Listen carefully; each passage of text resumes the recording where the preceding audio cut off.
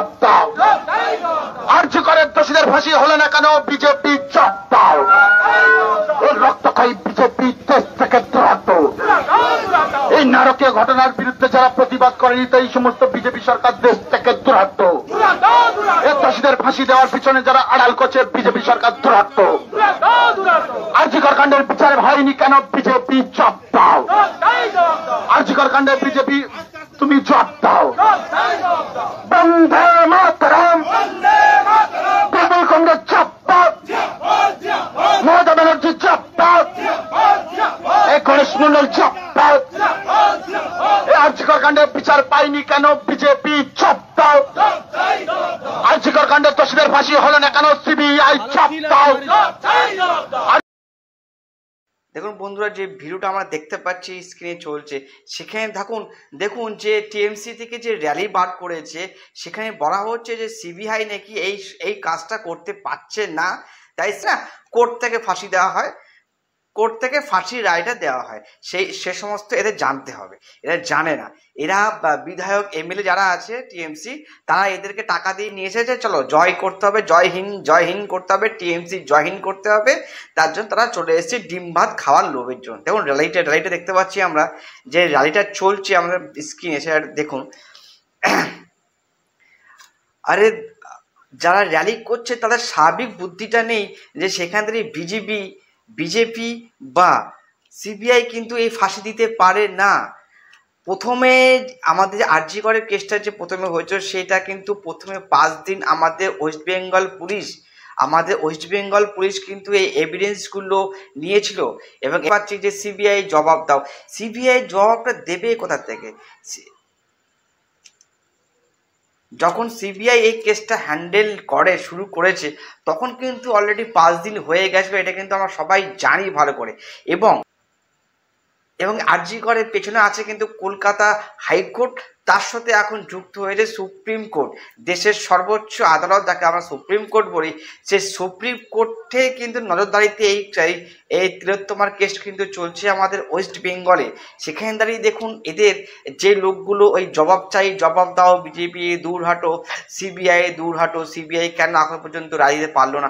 আরে আপনারা জানেন তো ভালো করেই যে সিবিআই যে কেসটা যখন হ্যান্ডেল করা শুরু করেছে, তখন অলরেডি প্রচুর দিন হয়ে গেছে। এবং সিবিআইকে কিন্তু সব রকমের সাহায্য আমাদের ওয়েস্ট বেঙ্গলের পুলিশ থেকে কিন্তু করা হয়নি। আমরা কিন্তু সূত্র মারফতে বা নিউজ কিন্তু আমরা দেখেছি। সেখানে ধরে কি নির্লজ্জ এই যারা বেরিয়েছে মিছিল নিয়ে, আমাদের আজীব লাগে যে আপনার যে কোনো রাজ্য তো সব আসছে, যেখান থেকে আপনি যে কোনো পলিটিক্যাল পার্টিকে সাপোর্ট করতেই পারেন, তবে এই না যে আম পাবলিককে আপনারা ভুল বুঝাচ্ছেন, রাস্তায় নেবে।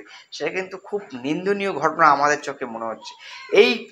আপনারা ভালো করে জানেন যে এই তিলোত্তমার কেস কিন্তু অলরেডি সুপ্রিম কোর্টে চলছে। সুপ্রিম কোর্টে চলতে গিয়ে কিন্তু তাদের অনেক বাধার মুখে পড়তে হয়েছে আমাদের ওয়েস্ট বেঙ্গলের সিবিআইকে। তারা কিন্তু ঠিকঠাক করে এভিডেন্স নিতে পারেনি। যখন 5 দিন পরে তারা এভিডেন্স নিতে এসেছে কলকাতা, তখন কিন্তু ঠিকঠাক করে ওই স্থল চেঞ্জ করাতে হয়েছে। ওই জায়গার স্থল যা ছিল, সেই জায়গায় কিন্তু যত এভিডেন্স ছিল, সেই এভিডেন্স কিন্তু তখন তারা এসে পায়নি। সেখানে দাঁড়িয়ে কিন্তু আমরা সুপ্রিম কোর্ট থেকে দেখছি, সুপ্রিম কোর্ট থেকে যে রায়গুলো আসছে সেগুলো কিন্তু আমরা দেখতে পাচ্ছি।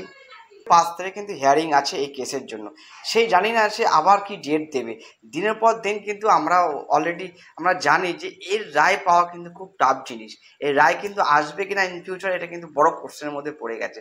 সুপ্রিম কোর্ট থেকে কিন্তু আবার সে 5 তারিখ ডেট দিয়েছে, তারপরে আবার কবে ডেট দেবে, এই ডেটের পর ডেট। সেখানে কিন্তু ওয়েস্ট বেঙ্গলের মানুষ কিন্তু একটা বড় আন্দোলনের ভিতরে অলরেডি রয়েছে। যে কেসটা রয়েছে, সেখান থেকে টিএমসি সরকারের যত মিছিল কিন্তু আস্তে আস্তে শুরু করেছে বাড়া।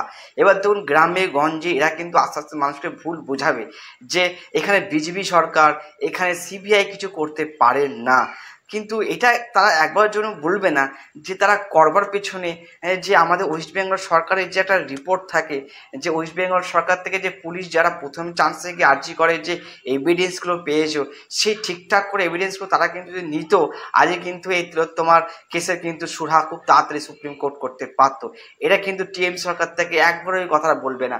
তারা কিন্তু পুরো পলিটিক্যাল গেম খেলছে এর মধ্যে। তারা কিন্তু বিজেপিকে অ্যাটাক করছে, তারা কিন্তু সিপিএমকে অ্যাটাক করছে। এটা কেন করছে?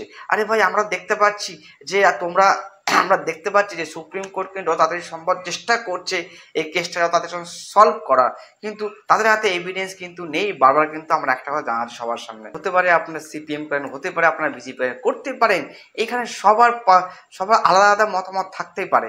সেখানে দাঁড়িয়ে কিন্তু একটাই মতামত সবার একই হওয়া উচিত যে এই তিলোত্তমার কাণ্ডে কিন্তু যত তাড়াতাড়ি সম্ভব সুপ্রিম কোর্টে ভালো একটা রায় বেরিয়ে আসুক, এটাই তো আমরা চাই। সেখানে দাঁড়িয়ে কিন্তু যত দিন যাচ্ছে, দিনের পর দিন যত যাচ্ছে, কিন্তু এই টিএমসি সরকারের গুন্ডা বাহিনী, এই টিএমসি সরকারের যত বড় মাথা আছে, তারা কিন্তু অলরেডি মিছিল শুরু করে দিয়েছে মানুষকে ভুল বোঝাবার জন্য। এই ভিডিওর মাধ্যমে কিন্তু আমরা জানতে পারছি সিপিএম কিছু করতে পারে না, এ কিন্তু অ্যাটাক করছে। যাই হোক বন্ধুরা, আপনার যে কোনো পার্টিকে আপনাকে সাপোর্ট করতেই পারেন, সেটা কোনো বড় ব্যাপার না, কিন্তু আমরা একত্রিত হয়ে থাকতেই হবে আমাদেরকে। আমরা আলাদা আলাদা ভিন্ন ভিন্ন পার্টিকে আমরা সাপোর্ট করতে পারি, কিন্তু সেখান দাঁড়িয়ে কিন্তু আমাদের মানুষত্ব কিন্তু এক থাকতে হবে। জাস্টিস পাওয়ার জন্য কিন্তু সবাইকে আমরা একসাথে থাকতেই হবে। জয় হিন্দ।